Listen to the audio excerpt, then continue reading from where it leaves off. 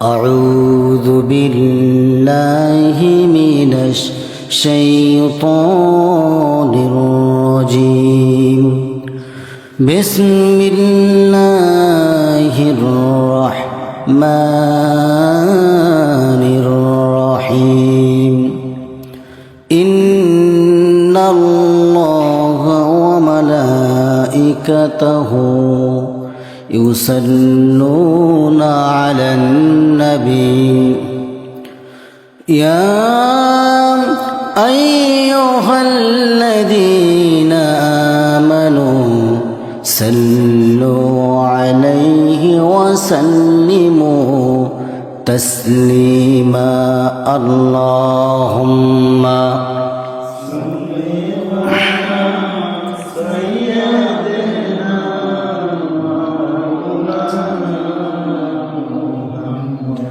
وعلى آل مولانا محمد رسول মারালো আশা রসুল আমার ভালোবাসা রসুল আমার প্রেম বিরহের মূল আলোচনা রসুল আমার কাজে কর্মে অনুপ্রেরণা আল্লাহুম্মা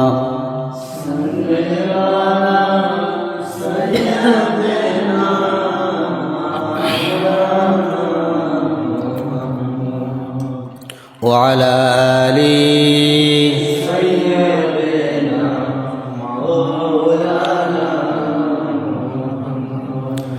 সবাই বলুন বালাগল উলা বিকামালিহি কাশাফাদ দুজা বিজামালিহি হাসনাত জামিউ খিসালিহি সাল্লু আলাইহি ওয়া আলিহি।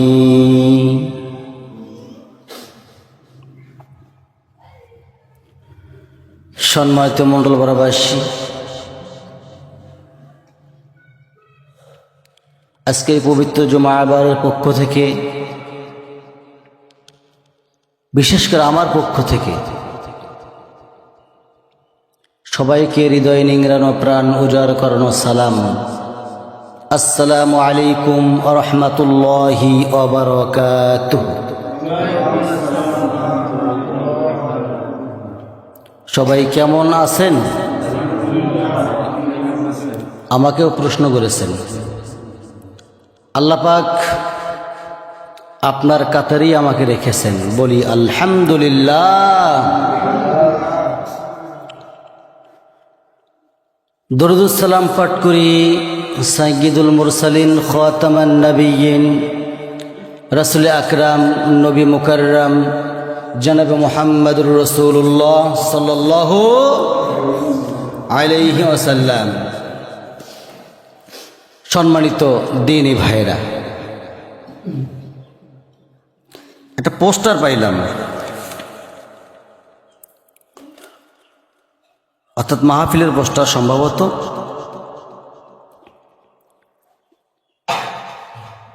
4 তারিখে সম্ভবত মাহফিলটা, কয় তারিখে? 3 তারিখে মাহফিলটা হবে গাইবান্ধা স্বাধীনতা মাঠ প্রাঙ্গণে হবে।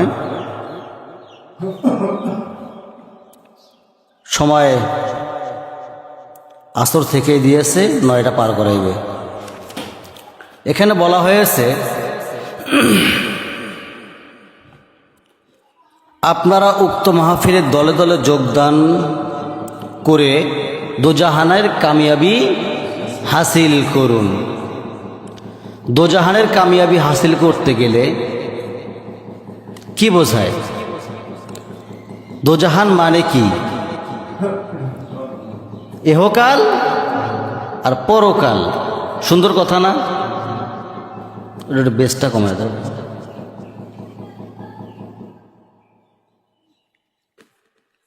তাহলে দোজাহান শব্দের অর্থ হচ্ছে ইহকাল আর হচ্ছে পরকাল। কোন কাল শ্রেষ্ঠ বলেন তো?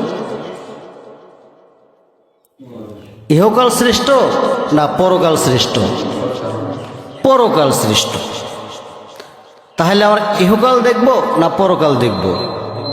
ইহকাল তো লাগবে না, লাগবে না, ইহকাল লাগবে না, বুঝে শুনে কথা কন, তাই না? ইহকাল লাগবে, কারণ রব্বানা আতিনা ফিদ দুনিয়া হাসানাহ ওয়া ফিল আখিরাহ হাসানাতাও ওয়া কিনা আযাবান নার। এখানে কি দুনিয়া আসছে না আখিরাত আসছে আগে বলেন তো ভাই? রব্বানা আতিনা ফিদ দুনিয়া, আগে তো দুনিয়া আসে, তাই না? ঠিক আছে, আগে দুনিয়ার কাজ করবেন। কি কাজ করবেন? আমরা তো দুনিয়ার লোভ, লালসা, মায়া, মোহাব্বত এতটা পরিমাণ আমাদেরকে আঁকড়ে ধরে রেখেছে যা কল্পনার বাহিরে। আমাদেরকে ধীরে ধীরে জাহান্নামের দিকে এই দুনিয়া কি করে নিয়ে যাচ্ছে? ঠেলে ঠেলে নিয়ে যাচ্ছে, ঠিক কিনা বলেন? এই দুনিয়ার মায়া মোহাব্বত যতক্ষণ না পর্যন্ত আমরা ত্যাগ করতে পারবো, ততক্ষণ না পর্যন্ত আমরা কেউ আখিরাতের কামিয়াবি হাসিল করতে পারবো না। পারবো? পারবো না। এই দিকে তাকান, বেশি সময় নেব না, অল্প সময় কথাবার্তা শেষ করে দেব ইনশাআল্লাহ। তাহলে আমাদের মূল দায়িত্ব কয়টা? দুইটা। আগে দুনিয়া, তারপরে আখিরাত। দুনিয়া আমাকে আখিরাতমুখী হতে গেলে দুনিয়া কাজ করা লাগবে আমাদের, ঠিক কিনা বলেন? দুনিয়া কি কাজ করবেন? গীবত করবেন, গীবত করবেন। এখন গীবত কম না বেশি বলেন তো? বেশি।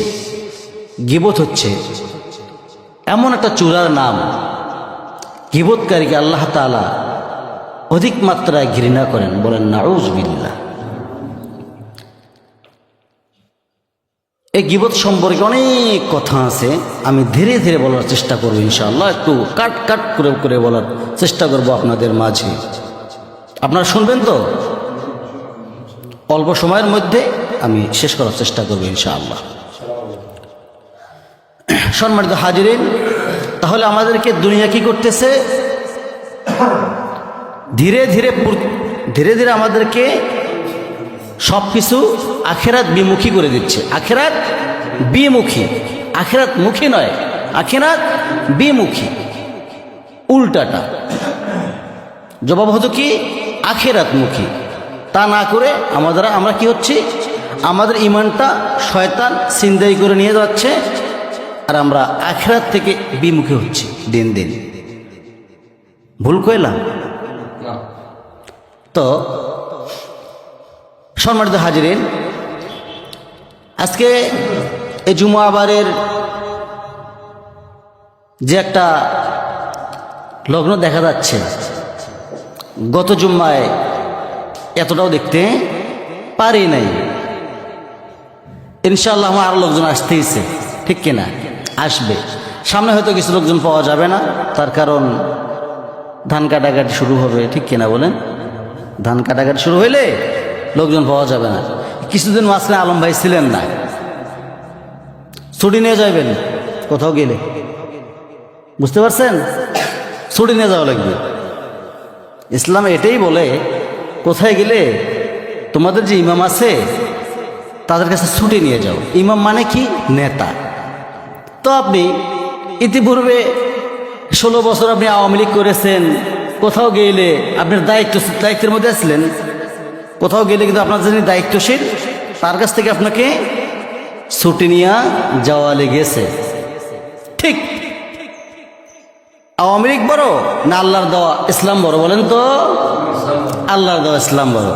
তাহলে আল্লাহর দেওয়া হুকুম তো আমরা মানবো ইনশাআল্লাহ। ছুটি না নিয়ে যাওয়ার ভাই ফোন দিয়েও না বলতে পারি, কাউকে বলে যাও, হুজুরকে বলে দেন আমি নাই, কাজে গেলাম। কাজ করতে হবে তো, ঠিক কিনা ভাই? এই যে আমাদের সভাপতি সাহেব দেখেন, চেহারাটা দিন দিন নুরানি হচ্ছে, কিন্তু লক্ষ্য করেন একটু।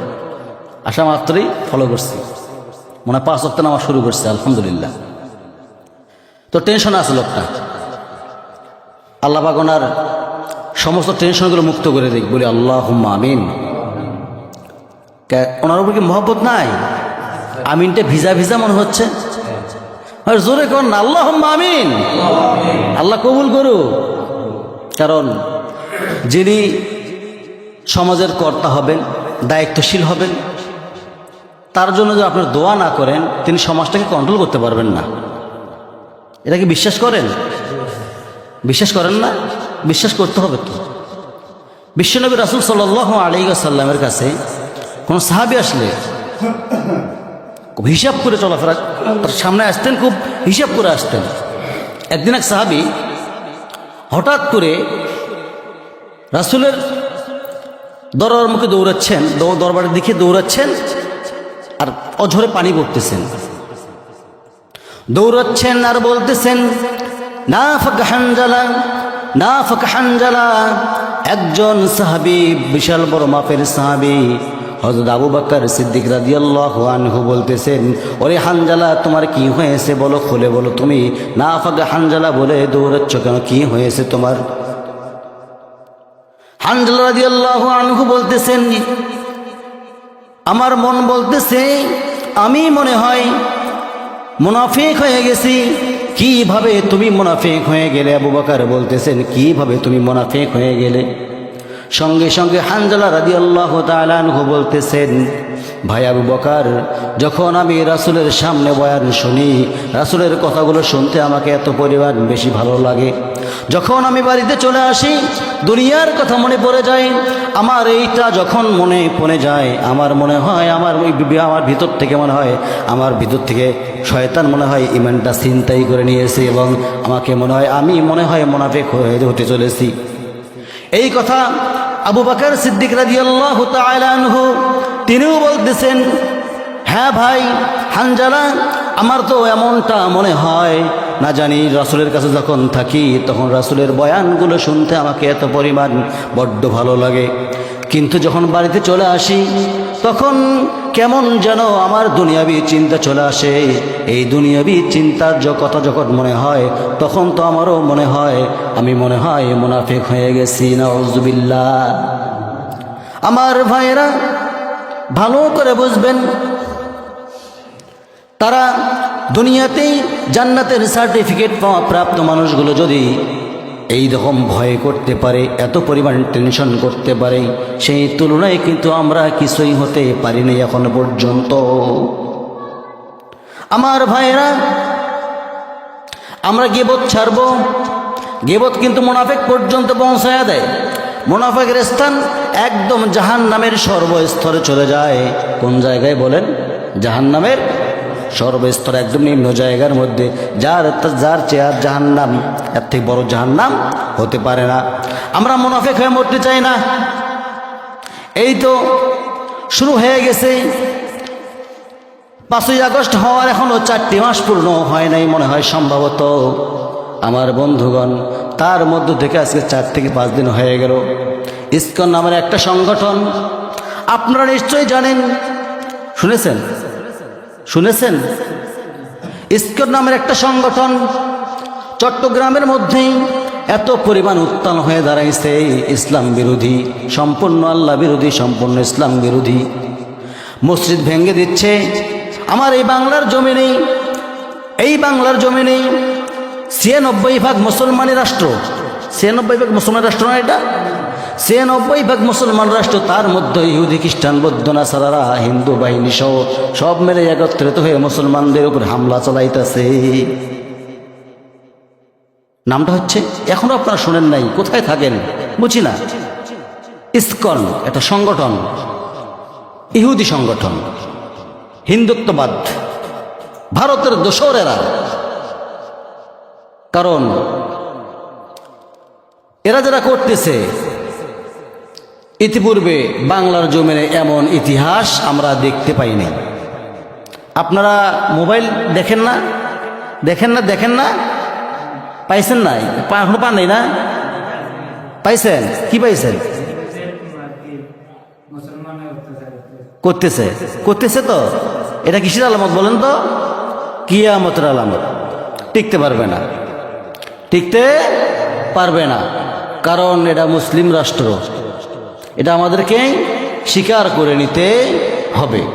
সম্মানিত ভাইয়েরা, যদি আপনি ওইটার প্রতিবাদ না করে আঙ্গুল চুষে বসে থাকেন ঘরের মধ্যে, আপনিও মুনাফিকের কাতারে দাঁড় হয়ে যাবেন, এতে কোনো সন্দেহ নাই। কারণ বিশ্বের সবচেয়ে বড় মুনাফিকটার নাম কেউ বলতে পারবেন? পারবেন? আমি অনেকবার বলেছি আপনাদেরকে, কি বলেন দেখি একটু, পারবেন না? আব্দুল্লাহ ইবনে উবাইর সুলুল। এই বেয়াদবরা বড় বড় দাড়ি, বড় বড় দাড়ি, আমার নবীজির সামনে এরকম বয়ান শুনতেছিল, চোখের পানি পড়তে পড়তে দাড়ি ভিজে মাটিতে পড়ত, কিন্তু যা শুনতো সব কথাগুলোই আবু জেহেলকে বলে দিত। এমন সময় তার সন্তান একজন সাহাবী ছিলেন, এই সুলু আব্দুল্লাহ ইবনে উবাইর সুলু, তিনি যখন ইন্তেকাল করবেন তার আগ দিয়ে বলতেছেন, সন্তানকে জানায়া গেছেন, ও আমার সন্তান, আমি যখন দুনিয়া থেকে বিদায় হয়ে যাব, সঙ্গে সঙ্গে তুমি একটা কাজ করবে, বিশ্বনবী মুহাম্মদুর রাসূলুল্লাহ সাল্লাল্লাহু আলাইহি ওয়াসাল্লাম যেন আমার জানাজা নামাজটা পড়ায়া দেয়। এই কথা বলে তারপরে বলতেছেন, ও আমার কলিজার টুকরা সন্তান, তুমি একটা কাজ করবে। কি কাজ করব? এবং বিশ্বনবীর একটা জুব্বা দিয়ে যেন আমার কাফনের ব্যবস্থা করে। এই শয়তান মারা গেল, এই মুনাফিক মারা গেল। আমার রাসূলের কাছে এসে ওই আব্দুল্লাহ ইবনে উবাইর সুলু তার সন্তান এসে বলতেছেন, ইয়া রাসূলুল্লাহি, ইয়া হাবিবাল্লাহি, আমার আব্বা দুনিয়া থেকে বিদায় হয়ে গেছেন, ঠিক আছে, আল্লাহর মাল আল্লাহ নিয়ে যাওয়া, আমাদের করার কিছুই নাই, কিন্তু আমার আব্বা আমাকে একটা নসিহত করে গেছেন, নসিহত করে গেছেন। কি নসিহত করে গেছেন তোমাকে? আমার আব্বা যখন দুনিয়া থেকে বিদায় হয়ে গেল, তার কিছু সময় আগে, কিছুদিন আগে, কিছুক্ষণ আগে আমাকে বলে গেছে, আমি যখন ইন্তেকাল করব, বিশ্ব নবী ছাড়া যেন অন্য কেউ যেন আমার জানাজা নামাজ কখনো কেউ পড়াইতে পারে না, এবং আপনার শরীরের একটা জুব্বা দিয়ে আমার আব্বাকে কাফন করতে বলতেছিল। আমার নবীজির একটা জুব্বা ওই সাহাবীকে দিয়ে দিলেন, যাও তোমার আব্বাকে গিয়া কাফনটা করে নাও। আমার নবীজির কথা শুনলাম, আমার নবীজির কথা এই কাজটা করে দিলেন। কাজটা করে দেওয়ার পরে এখন জানাজা পড়াইবেন, আমার নবীজি জানাজা পড়াইতে যাবেন। এমন সময় ওমর রাদিয়াল্লাহু তাআলা আনহু খুব বিচক্ষণ ছিলেন, খুব একজন বিচক্ষণ মানুষ ছিলেন। ওমর রাদিয়াল্লাহু তাআলা রাগও ছিলেন, সেই রকম রাগী ছিলেন। ওমর রাদিয়াল্লাহু তাআলা আনহু বলতেছেন, ইয়া রাসূলুল্লাহি, ইয়া হাবিবাল্লাহি, যতই চেষ্টা করেন না কেন আমি আপনাকে যেতে দেব না। ওই যে আপনার সাহাবীরা তো সরাসরি মুনাফিক, তার কারণ আপনি যে কথাগুলো বলেছেন সমস্ত কথাগুলো আবু জেহেলের কাছে পৌঁছায়া দিত। ইয়া রাসূলুল্লাহ, আমি আপনাকে যাইতে দেব না। পাঞ্জা দিয়ে ঝাপটা দিয়ে ধরছে, যাইতে দেবে না, রাসূলকে যাইতে দেবে না। ওমর রাদিয়াল্লাহু তাআলা আনহু, আমার নবীজি বললেন, ওরে ওমর, পাগলামি করো না, পাগলামি করো না। কেন পাগলামি তুমি করবে না? এই কারণেই করবে না, তুই পাগলামি যতক্ষণ না পর্যন্ত আল্লাহ রাব্বুল আলামিনের পক্ষ থেকে আমার কাছে কোনো বার্তা আসবে না, ততক্ষণ না পর্যন্ত আমি রাসূল থেমে থাকবো না। আমার ভাইয়ের, আমি শর্ট করে বলতেছি, সময় কম, শর্ট করে না বললে আপনার মন খারাপ করবেন। ইঙ্গিত দিয়ে যাচ্ছি, শুধুমাত্র আমরা মুনাফিক হয়ে মারা যাব না। আমার নবী জানাজা পড়াইয়া দিলেন। জানাজা পড়াইয়া দেওয়ার পরে আল্লাহর পক্ষ থেকে আয়াত নাজিল হয়ে গেলেন, হে রাসূল, আপনি যদি ৭০ বারেরও বেশি ওই ব্যক্তির জানাজা পড়ান, ওই জানাজার বিন্দু পরিমাণ আমার কাছে কোনো দাম নাই। আল্লাহ রাব্বুল আলামিন কোরআন আল কারীমের মধ্যে বলে দিলেন, ওয়ালা তুসাল্লি আলা আহাদিন মিনহুম মাতা আবাদা ওয়ালা তাকুম আলা কবরি। জোরে বলুন আল্লাহু আকবার। আল্লাহ রাব্বুল আলামিন এখানে বলতেছেন, আগামীতেই তাদের মধ্য থেকে যদি কেউ মারা যায়, তার জানাজার নামাজও তুমি কখনো পড়বে না এবং তার কবরের পাশেও তুমি কখনো দাঁড়াবে না। কথাটা আমার না আল্লাহর। আসতে কবেন না, কথাটা কার? তাহলে মুনাফিক হয়ে কেউ মরে যাব না। মরে গেলে 70 বার রাসূলকে যদি আল্লাহ তাআলা বলতে পারেন, হে রাসূল আপনি 70 বারেরও বেশি যদি ওই ব্যক্তির জন্য জানাজা পড়ান, দোয়া করেন, আমি আল্লাহ আমার কাছে কবুল হবে না। তাহলে মুনাফিকের একটা কি প্রথম পয়েন্ট কি? গীবত। বুঝতে পারছেন? গীবত করব আমরা তো গীবত আমি বলেই যাচ্ছি, আপনারা করেই যাচ্ছেন, ঠিক না ভাই? দেখেন একটু, গীবত এতটা মারাত্মক ভয়ঙ্কর জিনিস, খুব খারাপ জিনিস। গীবত করা একদম একটা জঘন্য কাজ। এর থেকে আর নিচে নামতে পারবো না, সময় কম। প্রিয় ভাইরা আমার, মূসা আলাইহিস সালাতু ওয়াস সালাম তিনি একটা সমাবেশ ডাকছিলেন। সমাবেশটার মধ্যে তার যতগুলো সাহাবী ছিল, সেই সাহাবীগুলো বলে ফেলল, ও আমার আল্লাহর নবী, আপনি একটু আল্লাহর কাছে ফরিয়াদ করেন, বৃষ্টি হচ্ছে না বেশ কিছুদিন ধরেই, বৃষ্টির প্রয়োজন, বিশাল বৃষ্টির প্রয়োজন। কিন্তু এক পর্যায়ে দেখা গেল মূসা আলাইহিস সালাতু ওয়াস সালাম সমস্ত সাহাবীদেরকে ডাকিয়া একখানে একটা মিটিং করলেন, একটা সমাবেশ করলেন। সমাবেশের মধ্যে মূসা আলাইহিস সালাম আল্লাহর কাছে দোয়া করতেছেন, আল্লাহ তাআলা বৃষ্টি দাও। আল্লাহ বলতেছেন, কখনো সম্ভব নয় রে মূসা। কেন সম্ভব নয়? তুমি যেখানে সমাবেশ ডেকেছো, ওই সমাবেশের মধ্যে একজন মহিলা আছে, ওই মহিলা এত পরিমাণ গীবত করে, এখানকার কথা ওখানে লাগায়, ওখানকার কথা ওখানে লাগায়। ওই মহিলা যদি থেকে যায়, তাহলে তোমার দোয়া কবুল হবে না, কবুল হবে না। মূসা আলাইহিস সালাতু ওয়াস সালাম বললেন, আল্লাহ তাআলা কোন মহিলা, কি এমন মহিলা? ওই মহিলাটাকে আপনি নামটা একবার বলুন, হয়তো বা দেখায় দেন, না হয়তো নামটা বলে দেন। আল্লাহ রাব্বুল আলামিন বললেন, আমি বললাম গীবত করা যায় না, আর আবার আমি নিজেই কেমনে দেখায়া দেই? আল্লাহ নিজে বলতেছেন গীবত করা যায় না নাম ধরে, আবার আমি আল্লাহ কেমনে নিজেই আবার দেখায় দেই, ও তালাতালি করতেছে, ঠিক কিনা বলেন? মূসা আলাইহিস সালাতু ওয়াস সালাম বললেন, আল্লাহ তাআলা তাহলে এখন কি করব আমাদেরকে বলে দেন। সঙ্গে সঙ্গে আল্লাহ রাব্বুল আলামিন ঘোষণা দিয়ে দিলেন, ওরে মূসা তুমি একটা কাজ করো, তোমার ওই সমাবেশের মধ্যেই পুরুষ উভয় মহিলা যতগুলো নর নারী আছে, সমস্ত নর নারীগুলোকে তুমি তওবা করতে বলো। সবাই তওবা করে নিলেন। তওবা করার সঙ্গে সঙ্গে মূসা আলাইহিস সালাতু ওয়াস সালাম আল্লাহর দরবারে ফরিয়াদ করা শুরু করলেন। ফরিয়াদ করাও শেষ, বৃষ্টি বর্ষণ হওয়া শুরু হয়ে গেছে। সুবহানাল্লাহ কবেন না? তাহলে আমার এখানে যদি আমরা তালাতালি মার্কা লোক থাকে, আজকে জুম্মার নামাজ কিন্তু বরবাদ। বোঝাতে পারতেছি? আমি কি বোঝাইতে পারতেছি? যদি ওই রকম তালাতালি মার্কা কেউ থাকি, আমরা এখনই তওবা করে নিই, তা নাহলে জুম্মার নামাজ বরবাদ হবে না। কেন হবে না? আমি কি আপনাদের বোঝাইতে পেরেছি বিষয়টা? তালাতালি করলে কি হবে? দোয়া কবুল হবে না। এবং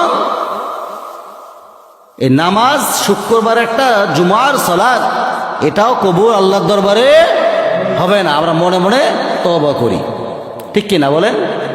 এবং নিয়মিত 5 ওয়াক্ত সালাত আদায় করার চেষ্টা করব ইনশাআল্লাহ। নামাজ পড়বেন তো সবাই?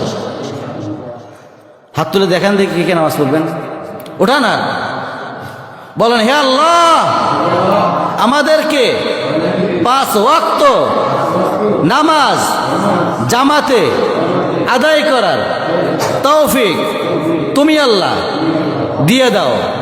বলি আল্লাহুম্মা আমিন। হাত নামান। কারণ ভাই, নামাজ ছাড়া এই দুনিয়াতে কোনো গতি নাই। নামাজ পড়ব, কারণ ফজর ওয়াক্তটা এত সুন্দর ওয়াক্ত। এই সময় এখন যাবেন, আপনি মসজিদে আসবেন, খুব ভালো লাগবে আপনাকে। আর মসজিদে আসবেন না, আপনাকে শয়তান পাড়ায়া ধরবে। কিভাবে পাড়ায়া ধরবে?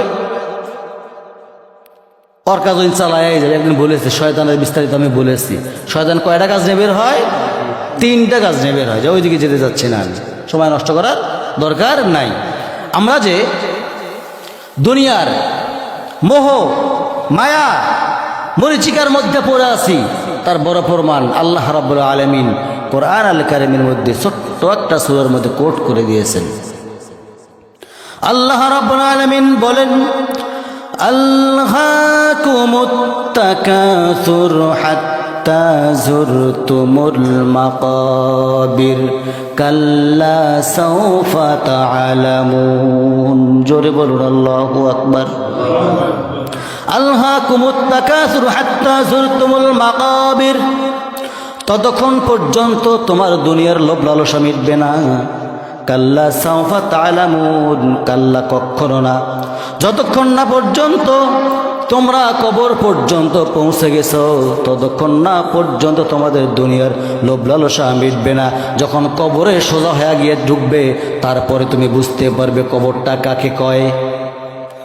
আমার ভাইয়েরা, আপনি এখনই মরে যান, আমি এখনই মরে যাই না কেন, শুধুমাত্র কবরে রেখে আসবে, আর দেরি করবে না।